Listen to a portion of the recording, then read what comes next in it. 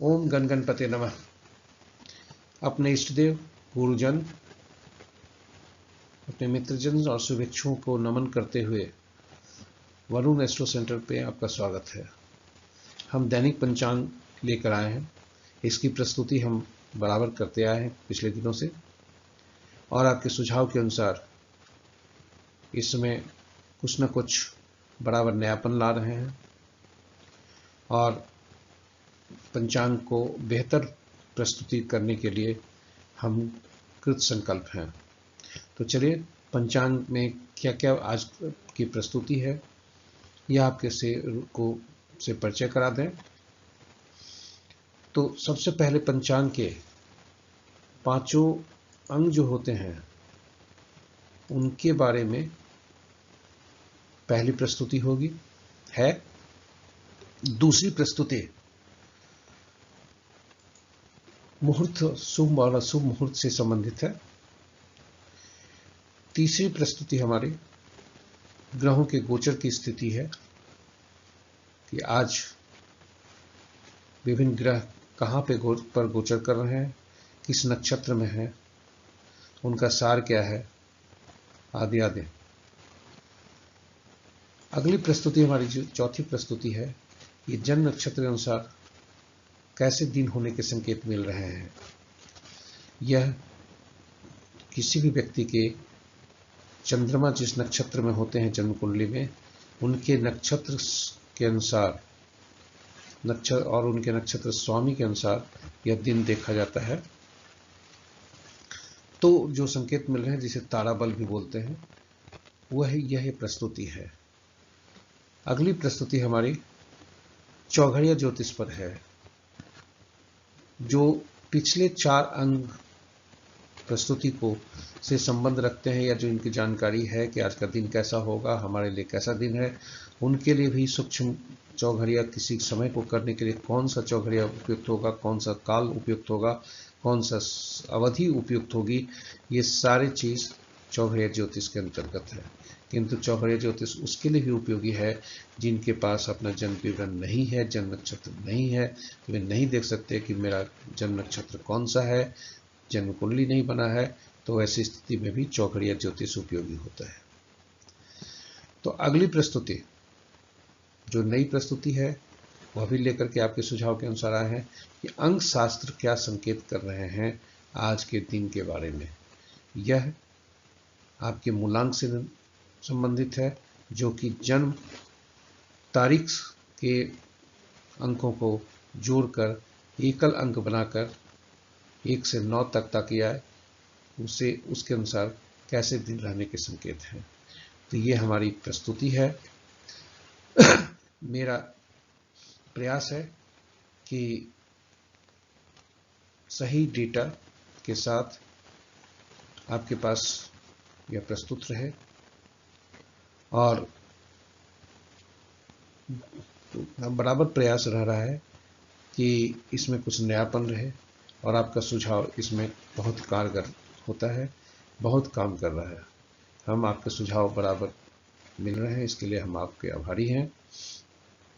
आप हमारे वीडियो को सुन रहे हैं, यह भी हमारे लिए गर्व की बात है और इसलिए आपसे मेरा मनोबल बढ़ रहा है और इसके कारण हम कुछ नया छोटा छोटा वीडियो लाने का प्रयास कर रहे हैं जो आपके लिए और उपयोगी हो सकता है।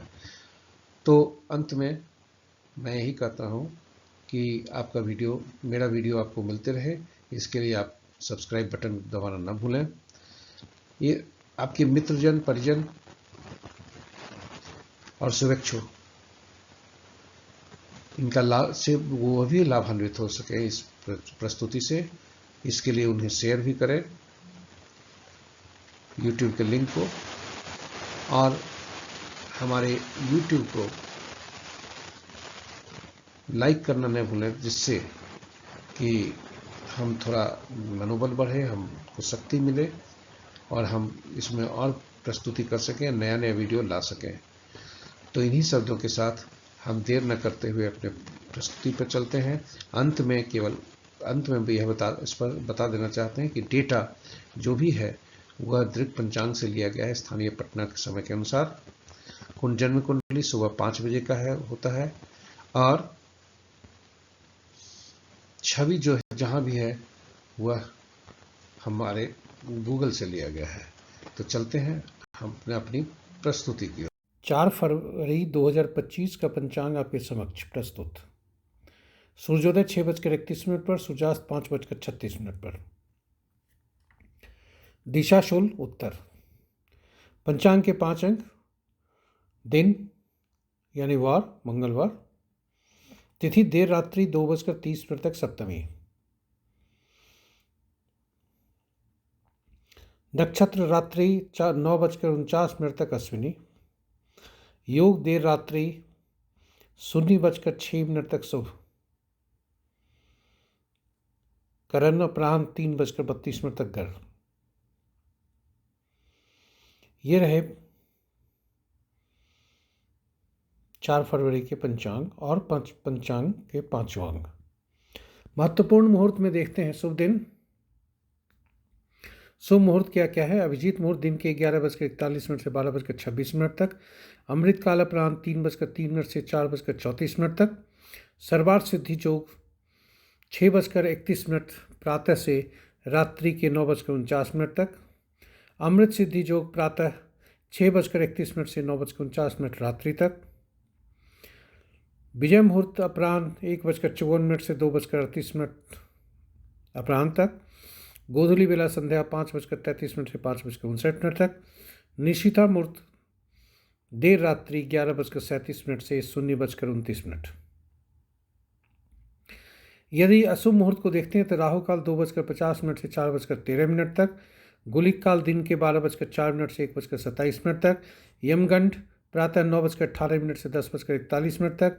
वर्ज्य प्रातः 6:04 से 7:34 तक। भद्रा देर रात्रि 2:30 से 6:31 तक, यानी 6:31 सुबह तक। गंडमूल प्रातः 6:31 से रात्रि के 9:49 तक। पंचक समाप्त। तो ये रहे महत्वपूर्ण मुहूर्त। ग्रहों की शक्ति को देखें तो अंश के अनुसार ग्रह की शक्ति में सूर्योदय सूर्यदेव 20 डिग्री से पार कर चुके हैं, अतएव ये बुढ़ापा की ओर बढ़ रहे हैं।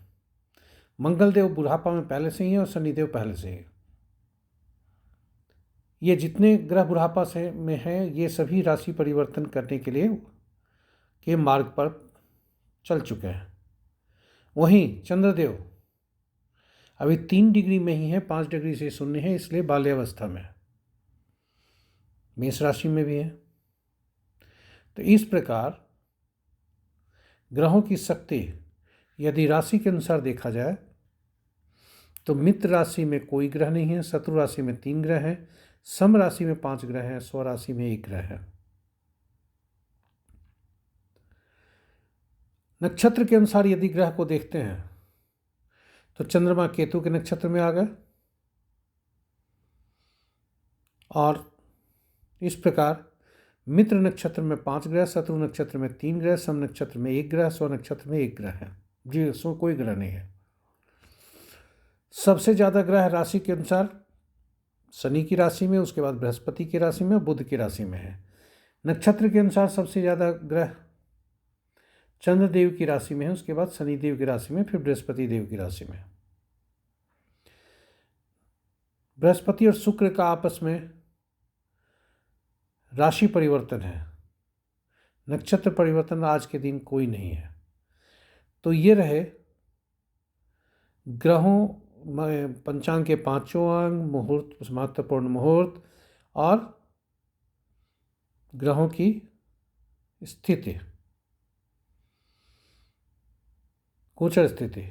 तो अब हम आपको ले चलते हैं अपने अगली प्रस्तुति, नक्षत्र के अनुसार कैसा दिन रहने की संभावना है। हमारी अगली प्रस्तुति जन्म नक्षत्र के अनुसार कैसा रहेगा दिन। यह हम जन्म पत्रिका के चंद्रमा जिस नक्षत्र में होते हैं उनके नक्षत्र स्वामी के अनुसार देखते हैं। कुल ग्रह को 9 होते हैं, नक्षत्र 27, इसलिए प्रत्येक 3 नक्षत्र का स्वामित्व एक एक ग्रह को दिया गया है। और जन्म नक्षत्र से पहला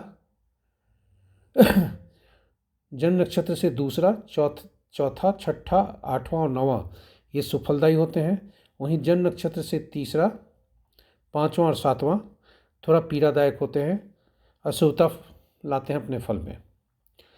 तो चूँकि चंद्रमा 9:49 के तक अश्विनी में रहेंगे, उसके बाद भरनी में जाएंगे 9:49 तक के बाद, तो इसलिए 2 भाग में फलित है।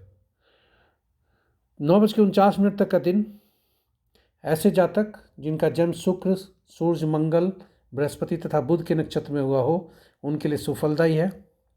वहीं जिनका फल जन्म चंद्र, राहु, शनि के नक्षत्र में हुआ हो, उनके लिए थोड़ा सावधान रहने की जरूरत है, अशुभता हो सकती है। सामान्य दिन के संकेत केतु के नक्षत्र में जन्मे जातक के लिए है।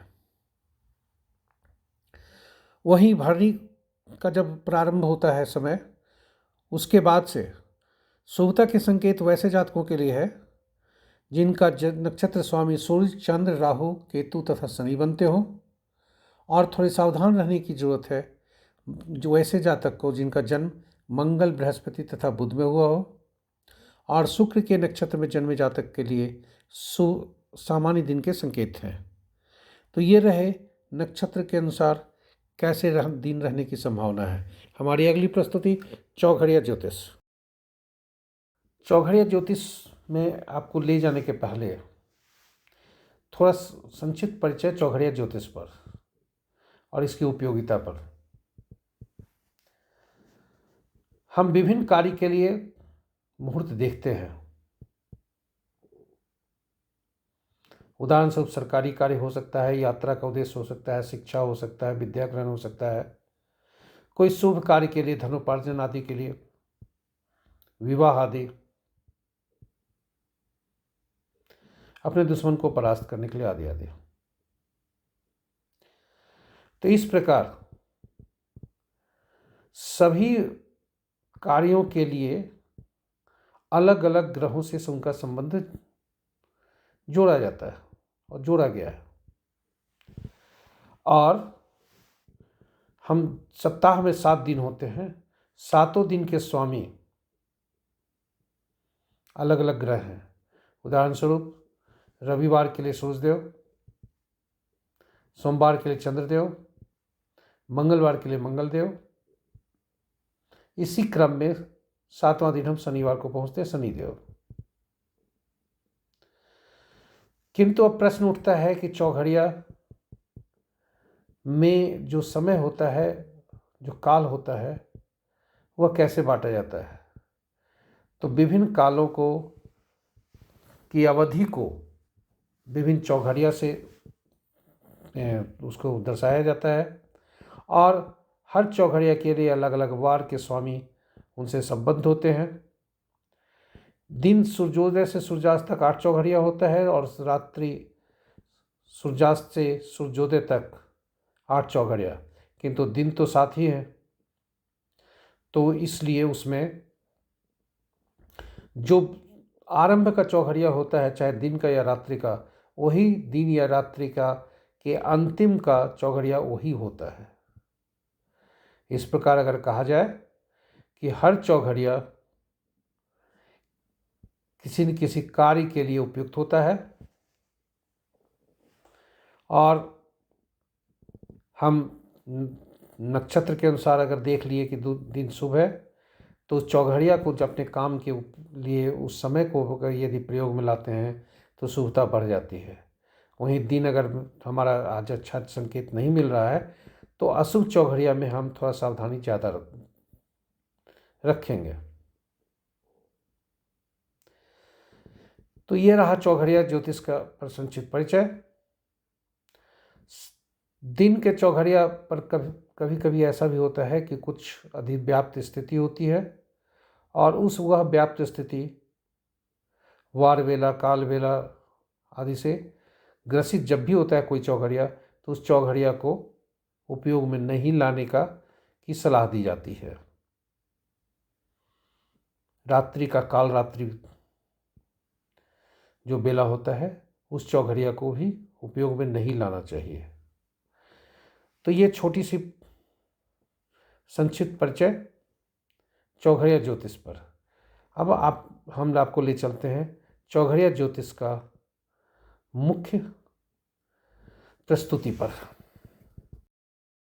दैनिक पंचांग की चौथी प्रस्तुति चौघड़िया ज्योतिष भाग 2। पहले भाग में चौघड़िया ज्योतिष का हमने बताया है कि चौघड़िया ज्योतिष होता क्या है तथा इसकी उपयोगिता क्या है, साथ ही साथ ग्रहों के विभिन्न कार्यों से संबंध, ग्रहों के विभिन्न दिन से संबंध तथा ग्रहों के विभिन्न चौघड़िया से संबंध हमने उसमें व्याख्या की है।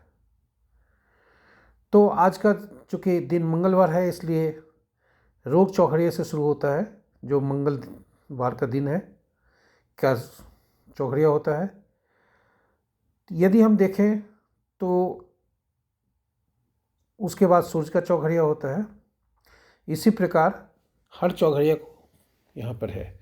इसकी उपयोगिता में हमेशा यह देखना चाहिए कि कोई जो है जिस कार्य के लिए हम काम कर रहे हैं उसका शुभ मुहूर्त कौन सा है और उसी के अनुसार कार्य को देखा जाता है और उसका उपयोग किया जाता है।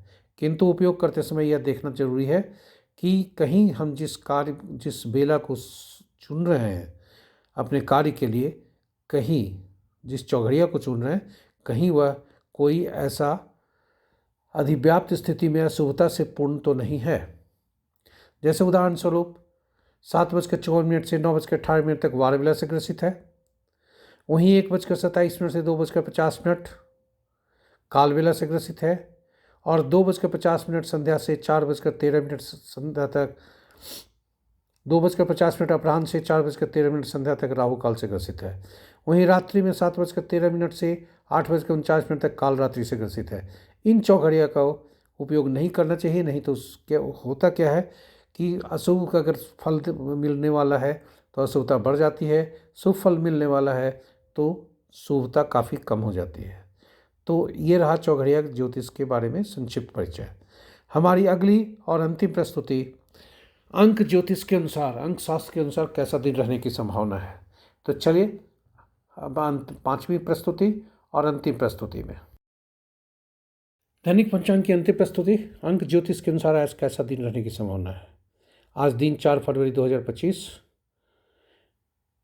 इसका अगर भाग्यांक निकालते हैं कुल अंकों को जोड़कर, यानी 4, 2, 6, 2, 8, 2, 10, 5, 15 और उस 15 को एकल अंक बनाते हैं तो 6 होता है। यह 6 अंक शुक्र को प्रतिनिधित्व करता है।